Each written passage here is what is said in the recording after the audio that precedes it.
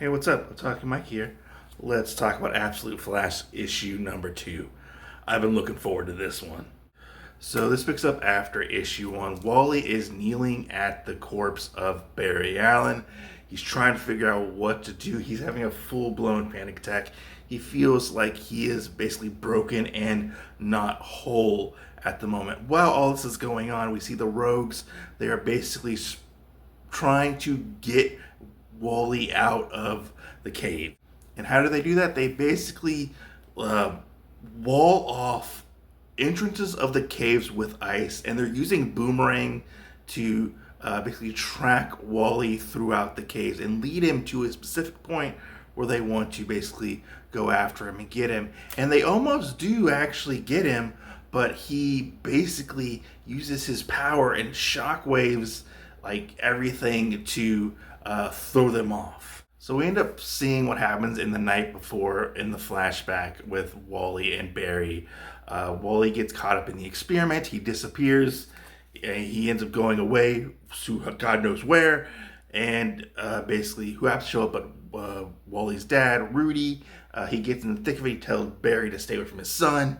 All hell breaks loose. Who happens to show back up but Wally, where he is in this corporeal form of like pure energy. He doesn't know how to control it or contain his energy, that his new power that he has, but they end up basically getting him under control, and we end up flashing forward to the present with the rogues. So as Wally is basically trapped by the rogue at this point, he ends up breaking free and he just runs. He just continues to run, and he ends up seeing really interesting stuff. He ends up seeing points of his particular history, the past, present, and then a possible futures. He starts off, before the accident, back when he was younger and he's at the carnival with his dad. He flashes forward to this time where he's possibly a hero or possibly a monster. It's really interesting to see. But the rogues get tired of this trying to deal with Wally, and what do? They bring out Grodd, of all people. I'm not going to spoil it, but Grodd's pretty interesting. All right, so let's take a look at the internal artwork. This is just a variant cover. There's your creative team right there, same as the last issue. This artwork is so amazing, very dynamic. I feel like has a very good sense of like movement, which I feel like you need with the Flash. That's one thing I feel like this book very much does well, is depicts speed, and I like the way they very much. I like the way they show the Speed Force in this. It is very different, very kind of chaotic and kind of all over the place, almost like kind of like how Wally is, very like all over the place with his anxiety and stuff. Like it very much mirrors how Wally is. But man, this artwork is just so amazing, and I'm very much like here for this. Which is one scene that I really liked, was when Wally gets captured. He has to break out of the containment sphere that the trickster happens to get him in. But yeah, very, very well done. And I love this scene where he's going through running. I don't know if he's running through different times or just seeing into different time periods. But we end up getting this future where he ends up possibly going to the future, where he sees him as a hero or a monster. Like, I'm really wondering what is going to happen there. I like the juxtaposition between the two different art right there. But yeah, very, very awesome. I'm not going to turn to the last page because I want to save that, and no spoilers in this part. But this is where we get the appearance of Gorilla Grodd. So I thoroughly enjoyed this second issue. I know some people did have some problems with it with the first issue, and they weren't really connected to it. I personally got really invested into it. I like that we got glimpses of what happened in the past with the accident, because that very much left everything open-ended.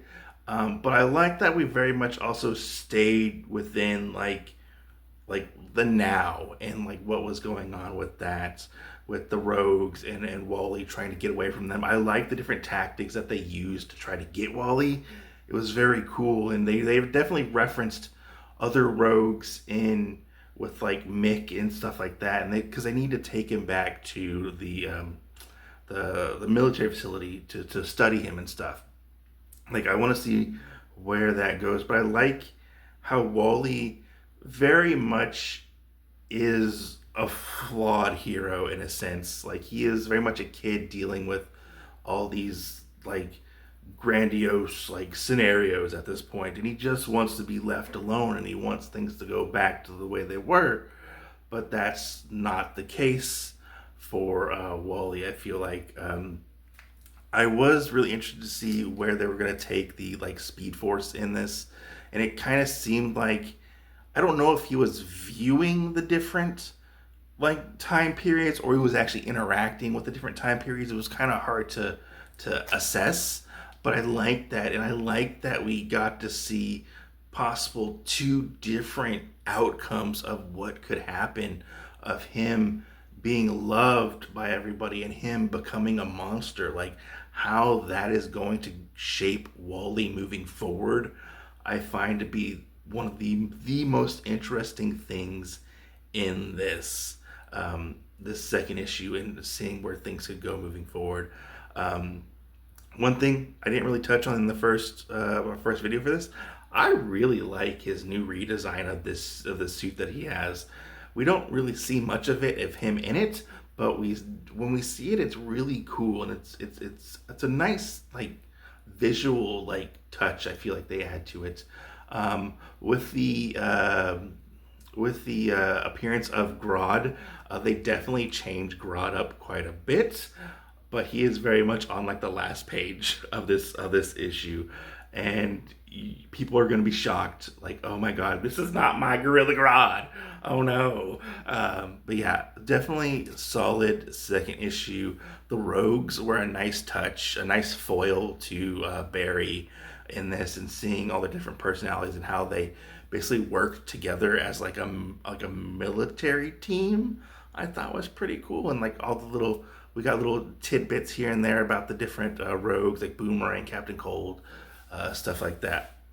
Very much a solid second issue, and this is probably becoming one of my favorite Absolute titles to read. Even though it is on issue 2, like I am very much invested in this moving forward. But let me know your thoughts down below. I'm Otaku Mike. I'll catch you guys on the next video.